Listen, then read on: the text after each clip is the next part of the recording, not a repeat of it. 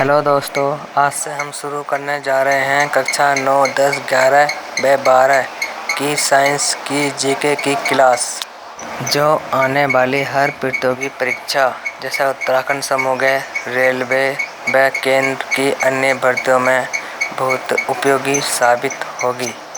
उत्तराखंड समूह की तैयारी करने वाले छात्र जैसे पुलिस दूरसंचार विभाग में हेड कांस्टेबल, लैब असिस्टेंट व पर्यावरण परीक्षक की तैयारी करने वाले छात्र वीडियो को जरूर देखें। तो पहला क्वेश्चन है, आनुवंशिकी को जेनेटिक शब्द कब व किसने दिया? किसने दिया है? बेटसन ने सन 1905 में दिया है। अगला क्वेश्चन है, आनुवंशिकी की कितनी मुख्य शाखाएं हैं? कितनी मुख्य शाखाएं हैं? 9। अगला क्वेश्चन है, जर्म प्लाज्म सिद्धांत का प्रतिपादन किसने किया? किसने किया? ऑगस्ट बीजमैन ने। कब किया? 1989 में। और अगला क्वेश्चन है, ग्रेगर जॉन मेंडल कौन थे? कौन थे? वनस्पतिक वैज्ञानिक थे। और कहाँ के रहने वाले थे? ऑस्ट्रिया के रहने वाले थे। अगला क्वेश्चन है, मेंडल ने वंशागति के कितने नियम दिए? कितने नियम दिए हैं? 3। पहला प्रभाविता का नियम, दूसरा पृथक्करण का नियम और तीसरा स्वतंत्र अपघटन का नियम। अगला क्वेश्चन है छठा। अगला क्वेश्चन है, युग्मन व प्रतिकर्षण अवस्था किसने दी? किसने दी? बेटसन व पुनेट ने। कब? सब सन 1905 में। अगला क्वेश्चन है, वंशागति का गुणसूत्रवाद किसने दिया? किसने है? सटन व बोवेरी ने। अगला क्वेश्चन, मॉर्गन और कैटल ने वर्ष 1912 में कौन सा शब्द दिया? कौन सा? जीन विनिमय का। अगला क्वेश्चन है, जीन संतुलनवाद यानी कि जेनिक बैलेंस थ्योरी किसने दी? किसने दी? कैल्विन ब्लैकमैन ब्रिजेस ने। अगला क्वेश्चन है, बेंजन ने जीन को कितने भागों में विभाजित किया? कितने भागों में? 3 भागों में। कौन कौन से हैं? सिस्ट्रोल, रिकॉन और म्यूट्रॉन। अगला क्वेश्चन है, क्रोमोसोम शब्द किसने दिया है? किसने दिया है? बोल्डेर ने। और अगला, एक जीन एक एंजाइमवाद किसने प्रस्तुत किया था? किसने किया था? G.W. बीडल व E.L. टॉपटन ने। और ये कब किया था? 1941 में।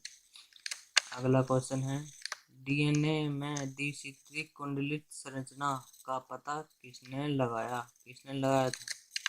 वाटसन और क्रिक ने। अगला क्वेश्चन है, आनुवंशिकी पदार्थ कितने प्रकार के होते हैं? कितने होते हैं? 2 प्रकार के। कौन कौन से? डीएनए और आरएनए। अगला क्वेश्चन है, न्यूक्लियोसाइड किसे कहते हैं? न्यूक्लियोसाइड किसे कहते हैं? डीऑक्सीराइबोस व नाइट्रोजीन बेस के संयोग को। Nucleoside equal to deoxyribose plus nitrogen base. और न्यूक्लियोटाइड क्या होता है? Nucleotide equal to nucleoside plus phosphate. अगला क्वेश्चन है, नाइट्रोजन बेस कितने प्रकार के होते हैं? नाइट्रोजन बेस भी 2 प्रकार के होते हैं। पहला है प्रिमिडीन और दूसरा है प्यूरिन। प्यूरिमिडीन में क्या क्या होता है? प्यूरिमिडीन भी 3 प्रकार के होते हैं। ए साइटोसिन, बी थायमिन और सी यूरेसिल। और रही प्यूरिन्स की बात, तो प्यूरिन्स भी 3 प्रकार के होते हैं। 2 प्रकार के होते हैं, एडेनिन और ग्वानिन, यानी कि ये होते हैं डबल रिंग कंपाउंड। अगला क्वेश्चन है, आरएनए कितने प्रकार के होते हैं? कितने? 3 प्रकार के होते हैं। कौन कौन से हैं? सूचक, राइबोसोमल और स्थानांतरण। अगला, आरएनए का मुख्य कार्य क्या होता है? क्या होता है? संदेश को स्थानांतरित करना। क्या होता है? संदेश को स्थानांतरित करना। अगला क्वेश्चन है, प्रकृति में लगभग कितने अमीनो अम्ल पाए जाते हैं? कितने पाए जाते हैं? 150। और प्रोटीन संश्लेषण में कितना अमीनो अम्ल भाग लेते हैं? 20। और कितने अमीनो अम्ल भाग लेते हैं? कितने? 20 लेते हैं। और अगला क्वेश्चन है, आनुवंशिक कोड किसे कहते हैं? कहते हैं न्यूक्लियोसाइड व अमीनो अम्ल की भाषा के संबंध को। अगला क्वेश्चन है भूभाल परिकल्पना किसने प्रस्तुत की? क्रिक ने। कब की? सन 1966 में। अगला क्वेश्चन ऑपरेंड मॉडल का आविष्कार किसने किया है? जैकब व मोनार्ड ने सन 1961 में किया है।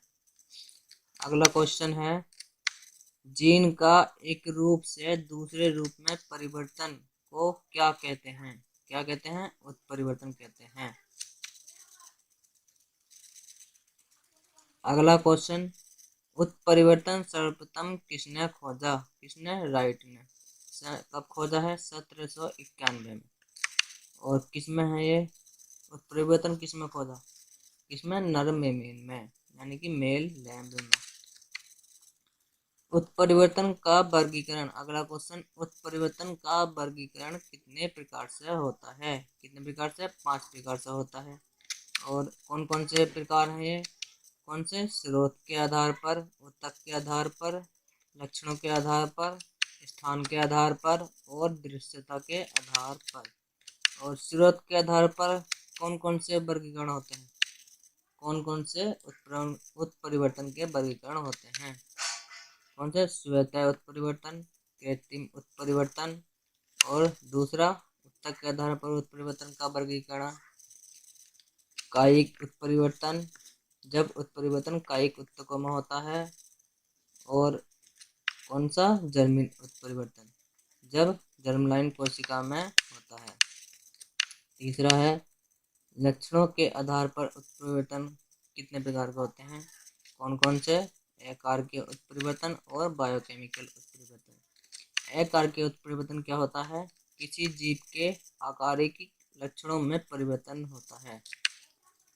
और बायोकेमिकल उत्परिवर्तन किसी जीव के बायोकेमिकल कार्य में परिवर्तन होता है। और अगला है स्थान के आधार पर उत्परिवर्तन। स्थान के आधार पर कौन कौन से हैं? न्यूक्लियर उत्परिवर्तन और साइटोप्लाज्मिक उत्परिवर्तन। न्यूक्लियर उत्परिवर्तन क्या होता है? न्यूक्लियर जीन में होता है। और साइटोप्लाज्मिक उत्परिवर्तन साइटोप्लाज्मिक जीन्स में होता है। अगला 5वां है दृश्यता के आधार पर उत्परिवर्तन। कौन कौन से? मैक्रो उत्परिवर्तन और माइक्रो उत्परिवर्तन। अगला क्वेश्चन है उत्परिवर्तक कितने प्रकार के होते हैं? कितने प्रकार के होते हैं? 2। कौन कौन से? भौतिक और रासायनिक। अगला क्वेश्चन है उत्परिवर्तक के अभिज्ञान की कितनी विधियां हैं? 3। कौन कौन सी हैं? CIV विधि, मूलर 5 विधि, कर्ली-लॉ-प्लम विधि। और ये सभी विधि किसने विकसित की थी? मूलर ने। अगला क्वेश्चन है आर्थिक उपयोग के लिए पौधों की आनुवंशिकी में उत्थान तथा परिवर्तन करने की कला और विज्ञान पादप को क्या कहते हैं? प्रजनन। अगला क्वेश्चन है किसके अनुसार पादप प्रजनन एक विज्ञान, एक कला तथा कृषि कार्य की एक शाखा है? किसके? बेबीलोव के अनुसार। अगला क्वेश्चन विभिन्नता कितने प्रकार की होती है? 2 प्रकार की होती है, वातावरणीय व आनुवंशिक विभिन्नता।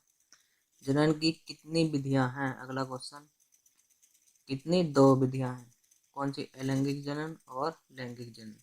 जैसे अदरक, केला, प्याज, पुदीना, अरबी आदि। ये क्या है? अलैंगिक जनन है।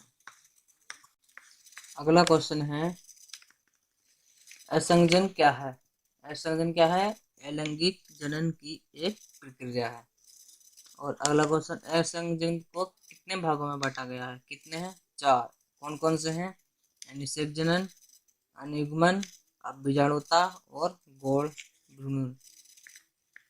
और अगला क्वेश्चन जब भ्रूण बिना निषेचन के अंड कोशिका से विकसित होता है तो उसे क्या कहते हैं? अनिषेक जनन। और जब भ्रूणपोष की सहायक कोशिकाओं या प्रतिमुख कोशिकाओं में विकसित होता है तो उसे अपयुग्मन कहते हैं। और अगला क्वेश्चन जब भ्रूण का विकास सीधा द्विगुणित अंड कोशिका में होता है तो उसे कहते हैं अभिजाणुता। और जब भ्रूण बीजांडकाय या अध्यावरण की द्विगुणित कोशिकाओं से सामान्य सूत्री विभाजन द्वारा विकसित होता है तो उसे क्या कहते हैं? कहते हैं गोल भ्रूणन।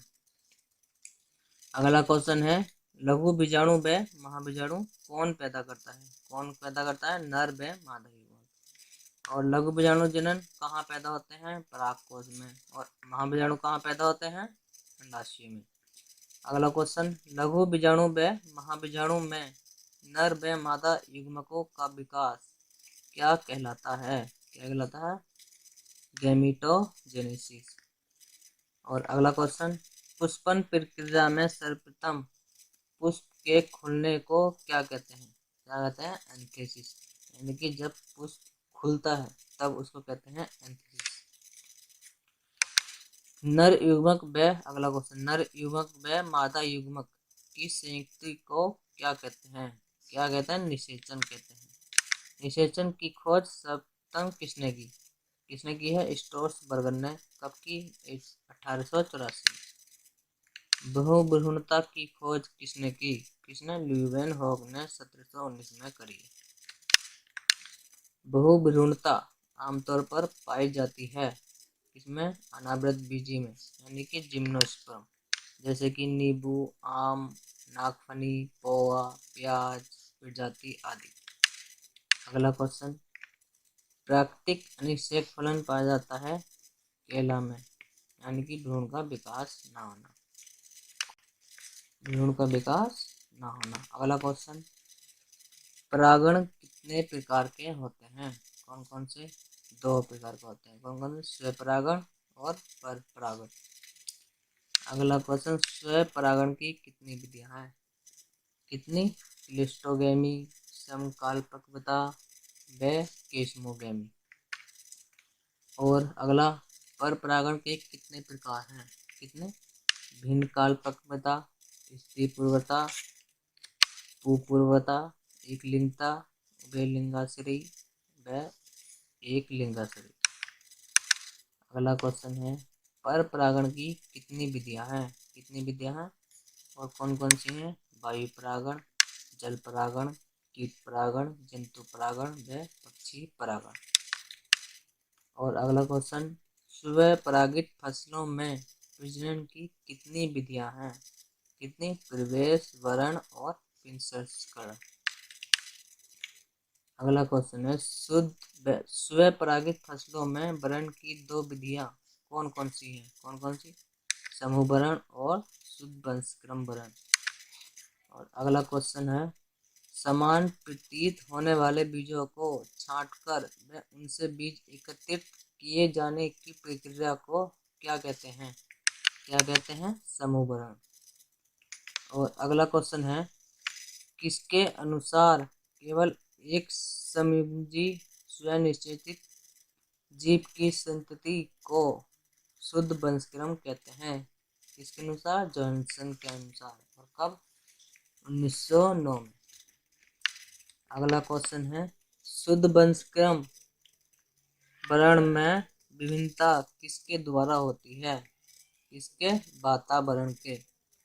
और उपयोग में स्थानीय प्रजातियों का सुधार, पुरानी शुद्ध वंशक्रम किस्मों का सुधार और शुद्ध वंशक्रम में नए गुण के लिए वरण आदि। अगला क्वेश्चन है, प्रजनन की प्रपुंज विधि का उपयोग सर्वप्रथम किसने किया था? किसने किया था? नील्सन एले ने। कब? 1908 में किया था। अगला क्वेश्चन, प्रपुंज विधि का उपयोग कितने मुख्य उद्देश्यों के लिए किया जाता है? कितने? 3। और अगला क्वेश्चन, सर्वप्रथम एकल सीड डिसेंट विधि का जई में प्रयोग किसने किया? किसने किया? ग्राफियस ने। कब? 1965।